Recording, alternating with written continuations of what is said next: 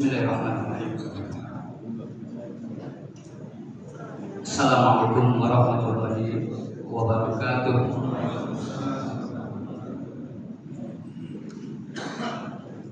Innal hamdalillah nahmaduhu wa nasta'inuhu wa nastaghfiruh wa na'udzu billahi min shururi anfusina wa min sayyiati a'malina. May yahdihillahu fala mudilla lahu wa may yudlilhu fala hadiya lahu. Asyhadu an la ilaha illallah wahdahu la syarika lahu wa asyhadu anna Muhammadan abduhu wa rasuluhu la nabiyya ba'dahu amma ba'd. Insyaallah pada siang hari ini kita akan kembali mencoba untuk menggali sirah sama'iyah, biografi sahabat Nabi Muhammad SAW yang secara tidak langsung, secara implisit ya, insya Allah termasuk ahlul jannah atau penduduk surga. Selain al-asra al-basyarun, ada 10 yang dijamin masuk surga. Kita masih membahas yang, karena yang 10 sudah kita selesaikan ya, kita masih membahas tentang yang di luar 10. Termasuk yang ke 10 itu adalah ada salah satu sahabat senior ya, Mu'adz bin Jabal. Mungkin kita pernah dengar nama ini. Mu'adz bin Jabal ini secara singkat ya, nama lengkapnya adalah Mu'adz bin Jabal bin Amr bin Aus al-Ansari al-Khazraji. Berarti dia adalah memang penduduk Yathrib atau Al-Madinah Al-Munawwarah, dari kabilah Khazraj. Kalau kita membaca tentang sirah nabawiyah terkait bayat Aqabah, ada 2 kabilah penopang utama ya, dari bayat tersebut yang ada di Madinah atau Yathrib, yaitu Aus dan Khazraj. 2 kabilah yang sebenarnya saling terus berseteru, kira-kira seperti Iran versus Amerika lah ya. Aus dan Khazraj ini sebelum keduanya disatukan oleh Islam, itu adalah 2 kabilah yang terus berperang, kemudian disatukan oleh Islam. Aus dan Khazraj ini adalah fondasi dari kelompok Ansor. Pernah saya sampaikan di sini ya, kalau kita membagi kelompok Islam itu setidaknya ada 3. Kelompok Muhajirin, kelompok Ansor, kemudian di luar kelompok, setelah 2 kelompok tersebut, dalam akan katakan walladzina ja'u min ba'dihim, yang mereka itu muncul kemudian setelah kelompok Aus dan Khazraj, setelah kelompok Muhajirin dan Ansor.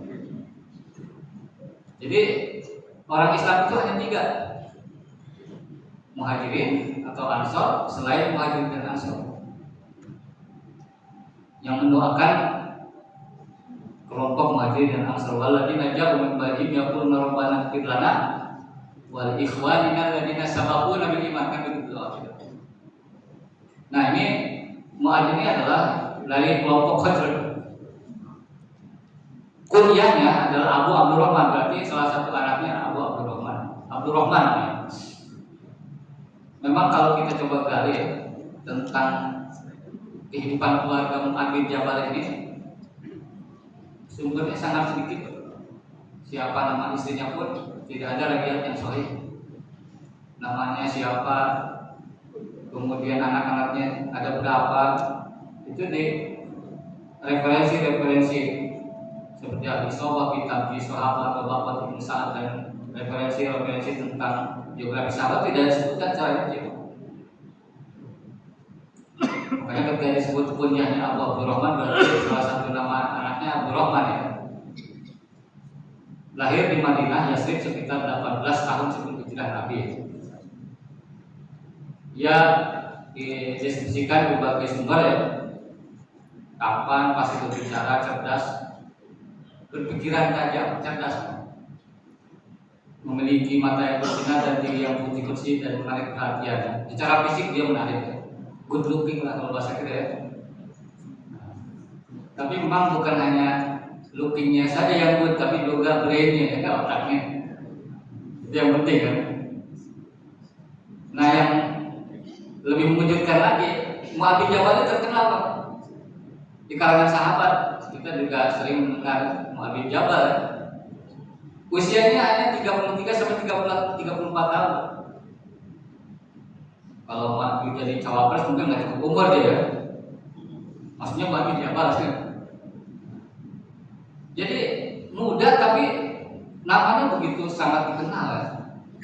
Kenapa?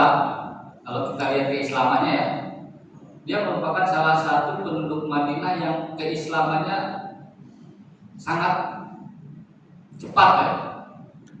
Dikatakan bahwa keislamannya itu ya, di usia 18 tahun. Siapa yang menyebabkan dia Islam? Kita pernah dibahas sini. Satu sahabat yang pertama kali diutus oleh Rasulullah ke Madinah, Yasrib sebelum Rasulullah hijrah, itu ada namanya Mus'ab bin Umair mengajarkan Islam. Nah, salah satu muridnya Mus'ab bin Umair inilah Mu'adz bin Jabal. Dia masuk Islam masih remaja ya. Usia 18 tahun itu, kalau angkatan saya namanya SMA ya. Kalau sekarang kelas berapa tuh? Kelas 9 atau kelas 10, 11 ya. Harus dihitung dulu biasanya kita. Kelas 12 ya. Iya, kalau kita kan kelas 12 tuh dari 6 dulu kan. 3, 9, 11 kan. Angkatan kita ya. Kalau milenial enggak, oke kelas 12, 13. Jadi dia merupakan orang Madinah yang termasuk as-sabiqun al-awwalun, pertama pada masuk Islam walaupun masih muda. Dia termasuk dari 70 sahabat yang menghadiri baiat Aqabah kedua. Kan kita tahu ya, baiat Aqabah itu adalah prakondisi untuk Rasulullah berpindah ke Madinah Pak. Pertama, yang kedua itu yang paling krusial, betul-betul mematangkan, karena tahun berikutnya kemudian Rasulullah bersama kaum muslim betul-betul berhijrah. Nah, termasuk salah satu yang menjadi saksi sejarah dari baiat Aqabah ini adalah Mu'adz bin Jabal. Kemudian dia juga seperti sahabat-sahabat lainnya yang as-sabiqun al-awwalun ikut berpartisipasi dalam berbagai pertempuran yang penting, Perang Badar, Uhud, Khandaq, Hunain, Tabuk, dan juga dikenal sebagai seorang sahabat yang berani ya. Bukan hanya cerdas, berani, punya nyali ya. Kan banyak orang pintar tapi punya nyali banyak. Nah, sebenarnya secara umum ya, orang yang ikut berpartisipasi dalam perang Badar itu secara umum, mereka itu mendapatkan jaminan dari Rasulullah untuk diampuni dosanya sebenarnya. Kita tahu kisah Hatib bin Abi Balta'ah ya, yang membocorkan rencana Rasulullah untuk ke Mekah. Hatib bin Abi Balta'ah. Nah, kemudian singkat cerita terungkaplah bahwa dia yang membocorkan, tapi kemudian tidak sampai berita itu ke Mekah ya, karena Ali bin Abi Thalib diutus Rasulullah untuk kemudian menemukan utusan Hatib bin Abi Balta'ah yang membawa pesan tersebut ya. Ketika diinterogasi, siapa yang menceritakan Hatib bin Abi Balta'ah? Nah, ketika itu maka Umar bin Khattab mengatakan bahwa ini munafik nih. Ya Rasulullah, biarkan saya penggal lehernya. Itu karakter Umar, kita sangat maklumi ya. Tapi Rasulullah mengatakan dia adalah ikut serta perang Badar masalahnya gitu. Sampai Rasulullah mengatakan dalam satu statementnya yang sangat ikonik terkenal ya ahla Badar, wahai orang yang pernah ikut perang Badar, i'malu ma syi'tum fa inni qad ghafartu lakum. Kalian lakukan apa saja aku telah ampuni. Sampai begitu. Jadi kalau ditanya sebenarnya sahabat yang dijamin masuk surga dan mendapat ampunan dari Allah termasuk yang ikut perang Badar, jumlahnya sekitar 300-an. Jadi bukan hanya 10 sahabat yang masuk surga dijamin, sebenarnya ada ratusan tuh.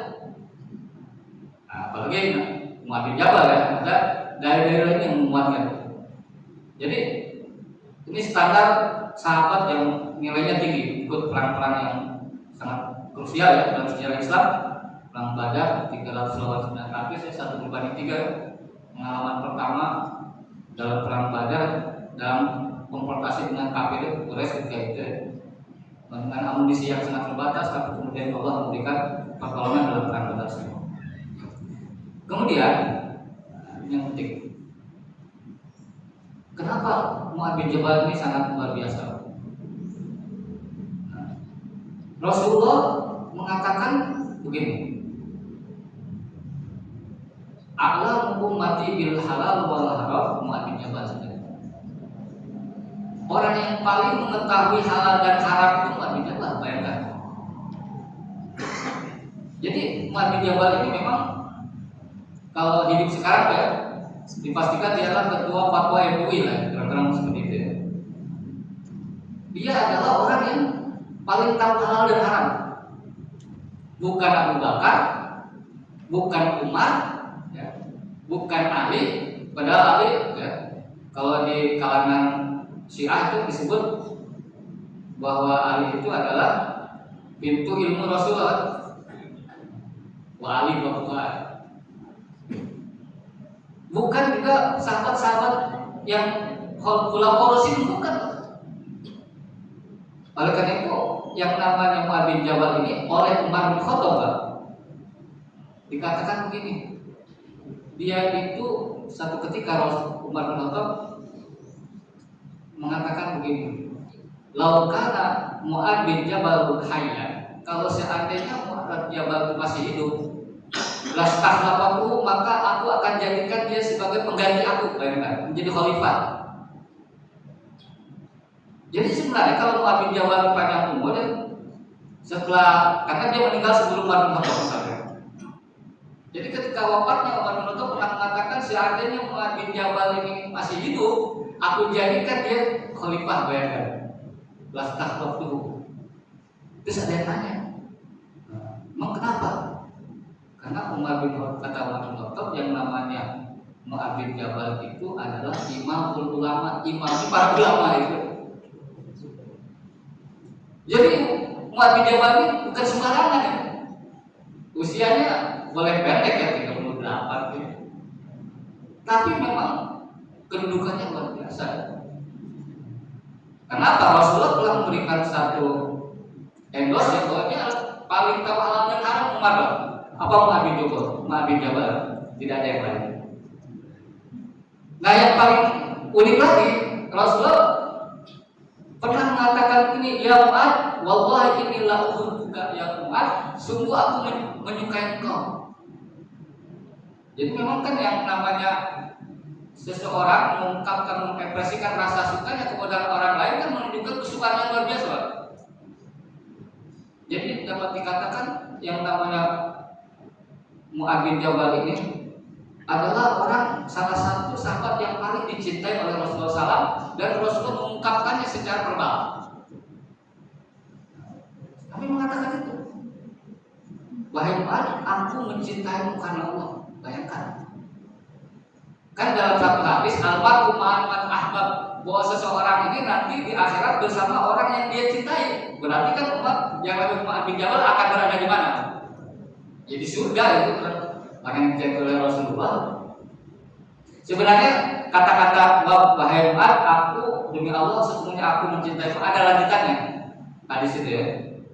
Maka kemudian Rasulullah mengatakan, jangan sekali-kali engkau tinggalkan doa setiap habis sholat. Yang doa itu sering kita amalkan. Apa doanya? Allahumma a'inni ala dzikrik wa syukrik wa husni ibadatik. Itu doa yang diajarkan oleh Rasulullah sebagai bentuk cinta kepada siapa? Mu'adz bin Jabal. Berarti ada satu pesan tersirat. Kalau kita ingin dicintai Rasulullah, berarti kita harus mengamalkan apa? Doa itu, ya kan? Jadi setiap sholat jangan lupa pakai doa itu ya. Allahumma a'inni ala dzikrik, ya Allah, berilah aku pertolongan untuk selalu mengingatmu. Padahal kan habis sholat kita ingat Allah nggak? Iya, ya. Tapi di dalam sholat kadang-kadang kita pikiran kemana-mana ya. Ingat Allah tapi cuma kadang pikiran kesana kemari gitu. Nah, itu secara fikih sah atau tidak? Ya sah-sah saja sih ya. Nggak masalah karena itu sesuatu yang sulit kita tolak ya. Dan ketika sholat kadang-kadang pikiran kita teringat kembali barang yang hilang yang tadi dicari ya. Teringat kembali sesuatu yang sebelum sholat tidak ingat jadi ingat gitu.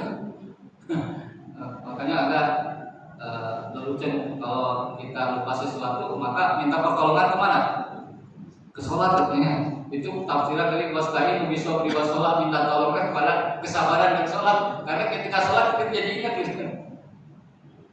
Nah jadi itu doa yang rasa cinta Rasulullah kepada Mu'adz bin Jabal ini dimanifestasikan dalam bentuk apa? Pesan agar jangan meninggalkan doa itu.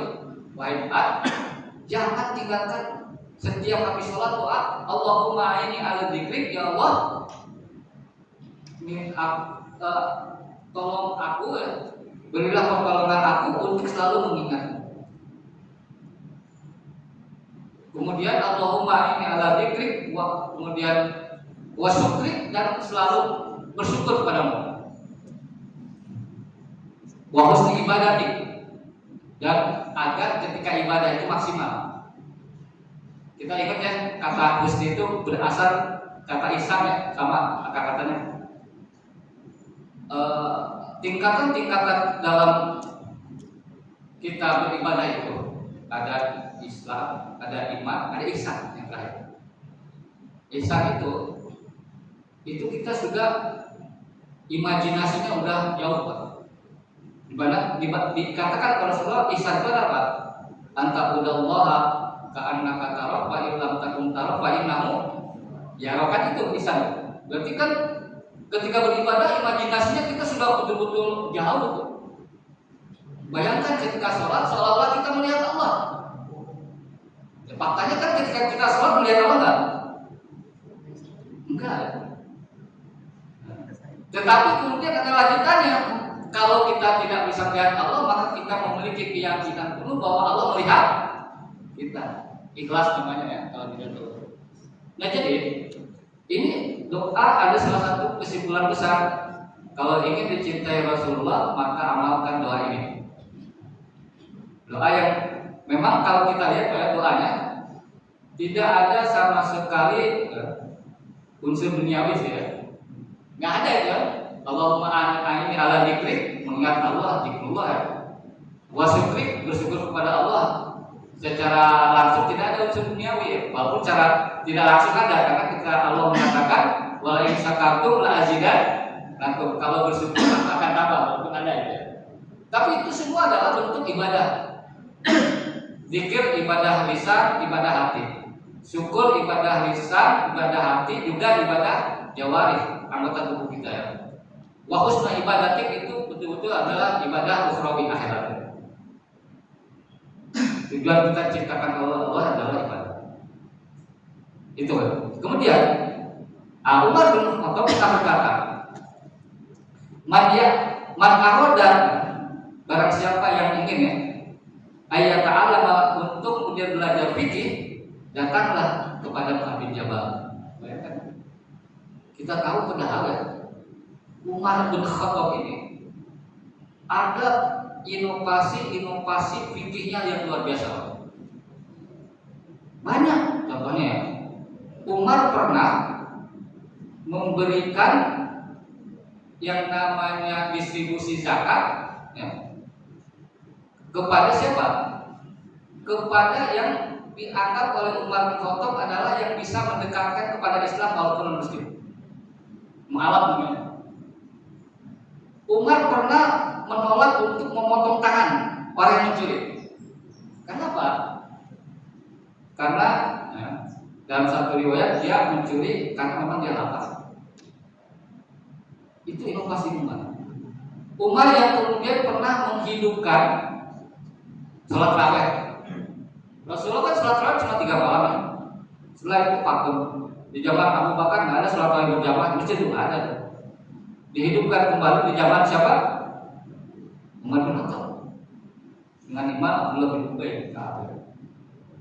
Umar yang dikatakan banyak ijtihadnya, dia sampai mengatakan kalau ingin belajar fikih jangan ke saya, ke siapa?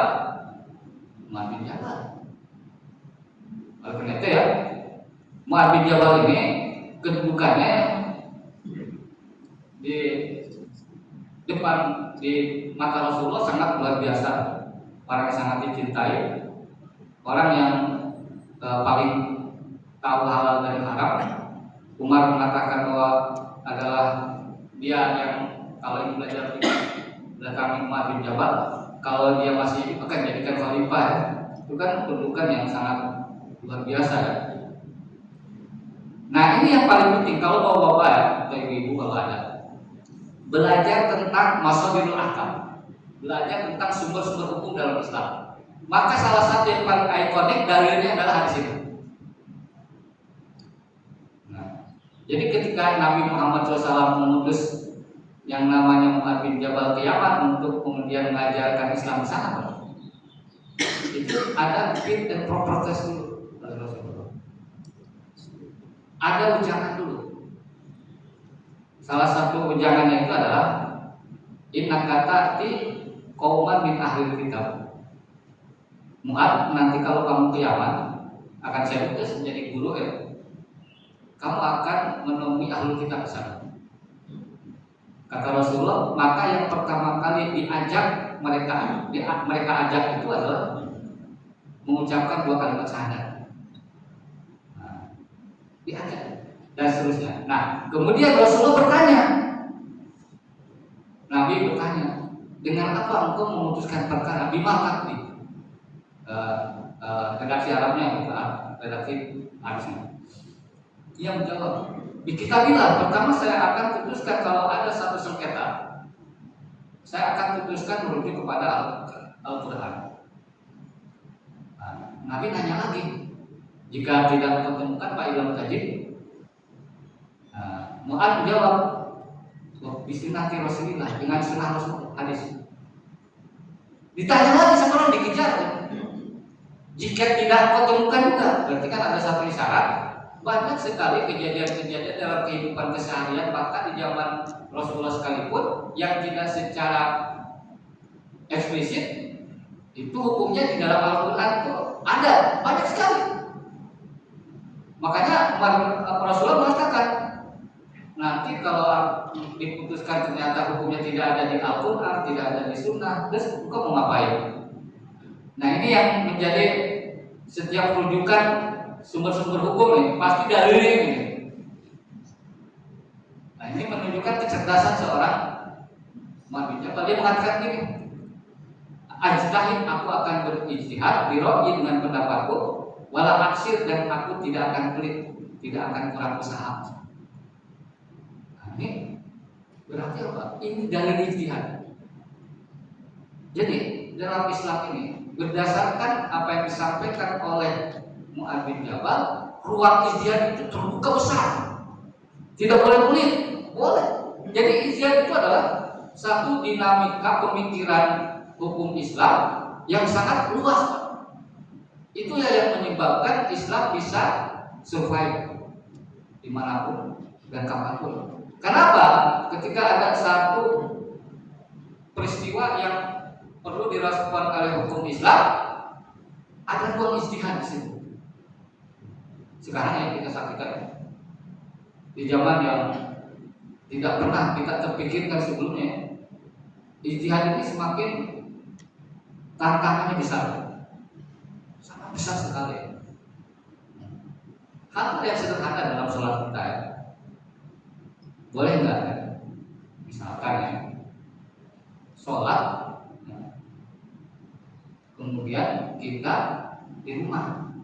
Tapi kemudian sholatnya kita imamnya live streaming di masjid sini. Kita ikut sholatnya cuma di rumah, boleh nggak? Saya nggak akan jawab, nanti Ustaz Fikih aja yang jawab. Kan kalau waktu Indonesia bagian barat satu waktu nggak masalah ya, nggak masalah. imamnya di masjid Baitul Hasim, nanti makmumnya itu di rumah masing-masing pegawai BPK gitu, di rumah masing-masing, bisa kan? Itu tantangan sederhana itu.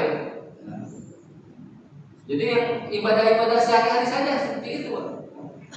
Contohnya ya, imam sekarang untuk jadi imam membacakan ayat-ayat panjang dalam sholat tarawih ya, itu tidak perlu seorang yang hafid sekarang. Dia tinggal pakai kacamata yang ternyata kacamata tersebut ada ayat Qurannya.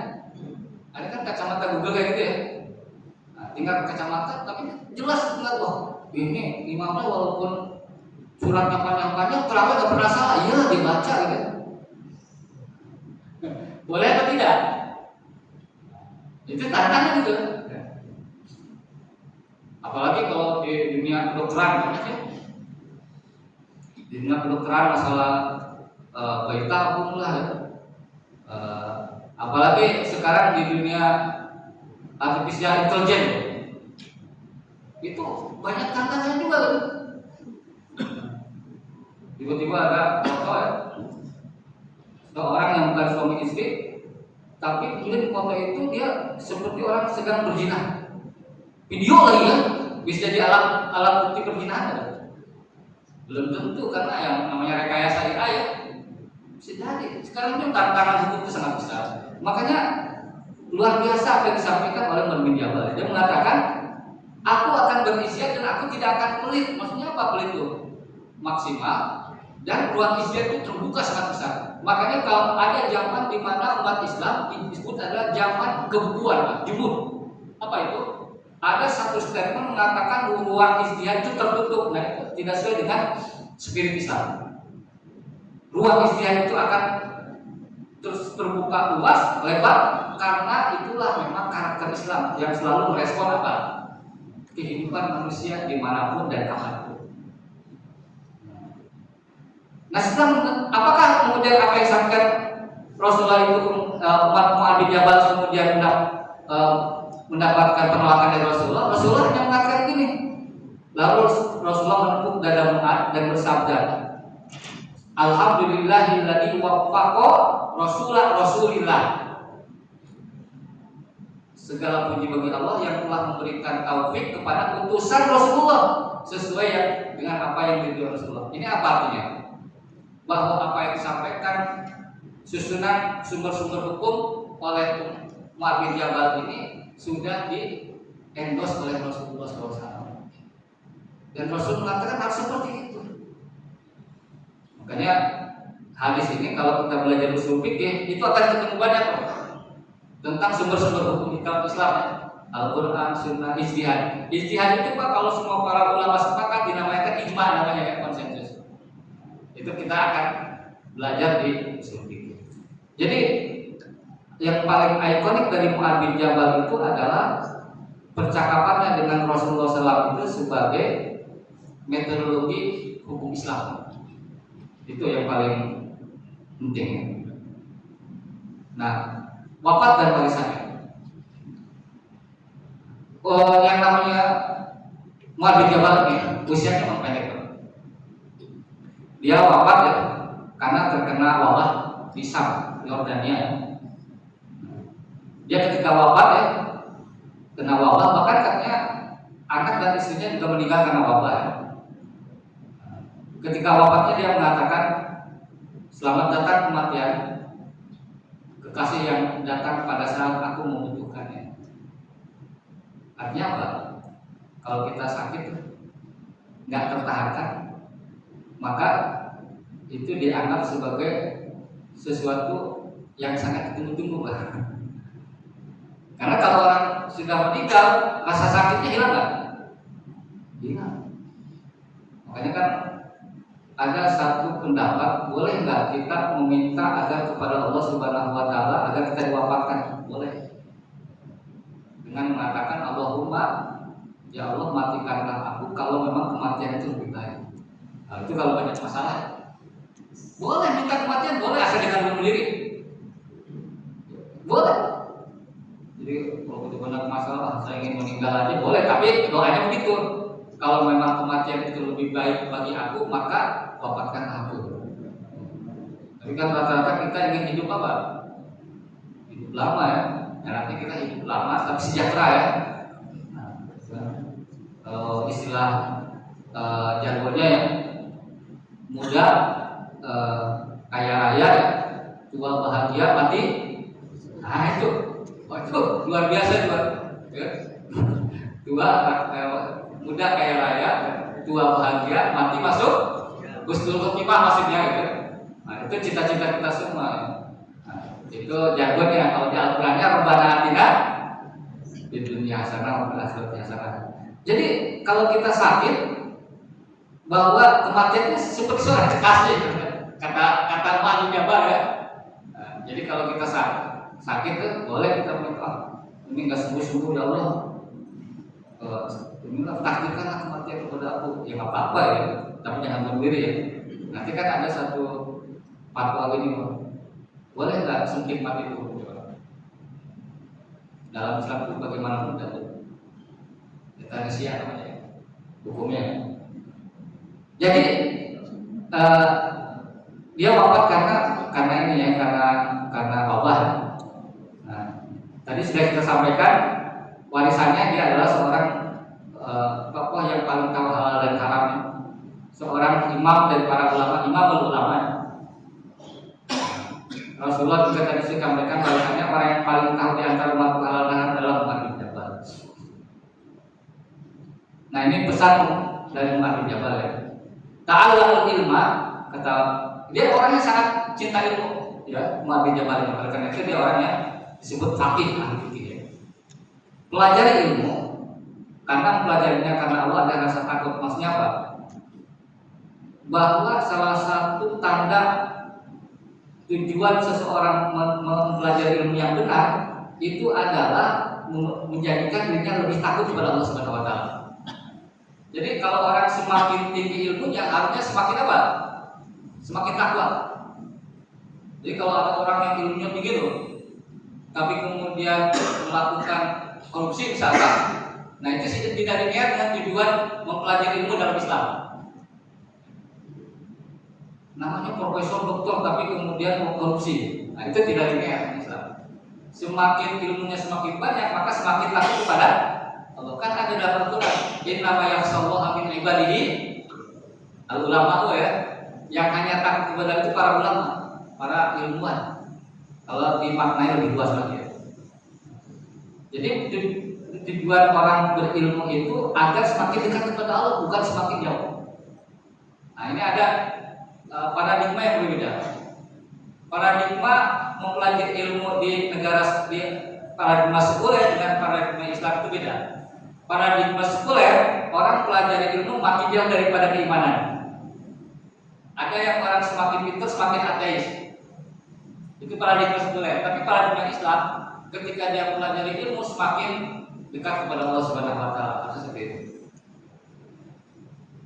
Nah, ada satu kata-kata yang menarik dari yang namanya Mu'adz bin Jabal. Dia mengatakan begini. Najlis bina sa'atan nu'min. Duduk sebentar bersama kami, mari kita iman sesaat. Apa artinya? Dalam hidup kita tuh harus ada break, Pak. Harus ada masa jeda dari keseharian kita. Break apa? Spiritual break maksudnya. Entah seminggu sekali kita kumpul dengan orang-orang soleh, melingkar, itu break. Kadang-kadang kan kalau kita tidak punya komunitas berkumpul dengan orang-orang soleh untuk memperbarui iman kita, hidup kita itu seperti hampa. Nilai spiritual semakin terkikis. Setidaknya ya, kalau kita duduk dengan orang-orang untuk memperbarui iman kita, mendengarkan tauhid, mendengarkan nasihat, nah, itu mengingatkan kita ya, agar tidak terperangkap ke dalam kehidupan yang rutinitas yang kadang-kadang kita tidak sadar kemudian jauh dari tujuan hidup kita sebenarnya. Tapi Pak Ustadz nanti kalau sudah pensiun itu break beneran itu. Kalau sudah pensiun kan total ya. Betul-betul, makanya jangan heran ya, kalau di pengajian-pengajian misalnya di mesin-mesin ya, banyakkan anggota pengajian pensiun apa? Di total beneran itu. Iya, dari pengurusnya, yang ngetinnya, kan, ketua DKM-nya pensiunan semua itu. Ya itu bener lah daripada nggak sama sekali. Jadi pesan dari Mu'adz bin Jabal ini, kita harus punya satu komunitas untuk kita duduk sejenak ya. Harus ada tuh. Yang terakhir, saat menghadapi ajalnya, dia berkata, "Ya Allah, Engkau tahu bahwa aku tidak mencintai dunia karena mengalirnya sungai-sungai atau menanam pepohonan, melainkan karena dahaga di siang hari yang panas, menahan kesulitan waktu dan berdesakan dengan para ulama di halaman pikir." Apa artinya dia? Bahwa mengambil dunia itu adalah sebatas untuk memenuhi kebutuhan yang wajar saja, ya kan? Kita minum karena haus gitu. Kemudian yang kedua, karena memang passionnya seorang Mu'adz bin Jabal ini senang komunitas ilmu, dia mengatakan berdesakan dengan para ulama dan halaqah dzikir itu bagian dari kehidupan dunia dia itu. Nah, jadi yang paling penting dari pesan Mu'adz bin Jabal ini adalah bagaimana dia mengajarkan kepada kita untuk selalu terus menuntut ilmu, ya, ahli fikih. Jadi dalam Islam ini tidak mengenal pensiun untuk menuntut ilmu. Makanya kalau ada yang sekolah lagi setelah pensiun, Pak, saya mau sekolah lagi sampai S3, itu harus didukung daripada bosan di rumah gitu. Nggak ada masalah. Saya pernah baca, Pak, ada bukan Indonesia ya, di negara barat, lulus S3 usianya 73 tahun, Pak. Nah, ini yang lagi S3 masih semangat berarti ada 73 tahun. Artinya menuntut ilmu itu tidak mengenal umur, kan? Nggak ada masalah. Nah itu, jadi Mu'adz bin Jabal ini senang dengan halaqah dzikir dengan para ulama senang. Nah itu. Nah inilah warisan yang sangat luar biasa dari Mu'adz bin Jabal. Dan Mu'adz bin Jabal ini adalah orang yang sangat dikenal di Yaman. Kenapa? Ketika di Yaman, dia yang pertama kali membangun satu masjid, yang masjidnya itu ada di daerah Taiz. Ya, saya pernah ke sana. Masjid Mu'adz bin Jabal ini dulu yang membangun Mu'adz bin Jabal, namanya Masjid Junaid di daerah Taiz, ya. Sekitar 300 km dari kota sana ya. Masjidnya nggak terurus ya. Nah jadi itulah, saya yakin Mu'adz bin Jabal ini adalah seorang penduduk surga ya, dicintai Allah ya, dicintai Rasulullah ya. Orang yang paling tahu halal dan haram ya. Orang yang senang ilmu ya.